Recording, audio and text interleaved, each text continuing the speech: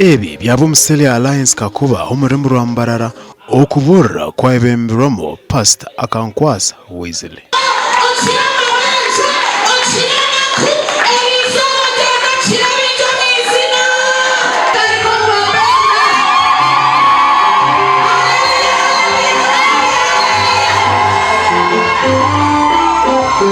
Aba Benjamin family omwanya ugu nubo babebembiremo omukoro gwo kusiima.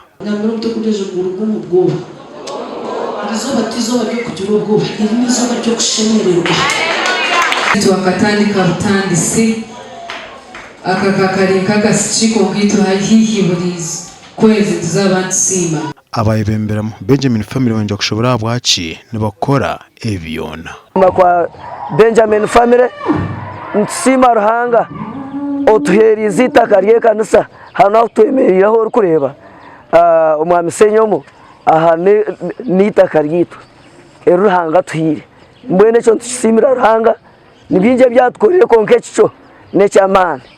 So ni Simarhanga habwa Esther Faith family, Simarhanga habwa Benjamin family, Simarhanga habwa abahereza bit Pastor Akankwasa Sydney no mucyara we Mama Kevin kandi abatukozireje Esther Faith family ntwebembeza rukundo ntwebembeza kwatiraho batahi bitu twazo mu ruhwejo abikiriza bekanisa ya St Luke erikushangwa mu rukagwa kataro mugomora ya Karongo bashabwa okwehara ekibi bane benda okunja kutura no businji tu abacwekeriza amagara gabo ahabwe kibi cyo bushambani tumwarebera amaka agariyone gihitana ahabwe kibi cyo bushambani kazo wayemerera no mashugara hango mukariso kagira uteza kukura magwanje gona n'amagara ganje gona nija kureberera nija mbona ati the same person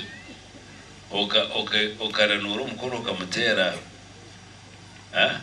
umurebezi twinomujin okugambe binebindi abari amukoro gukamya abaronde akanseji abaronde vena atano mukaga nubo bahamebwa omudini y'Abakristaayo. Mibirabiri omu minute number 7 rukushaba kodongoza ekanisa ya Katara Church of Uganda eshororwe yetese Trucks Church Katara Church of Uganda. Aba TV West ni Senyomo Gideon na Julia Charles Sim.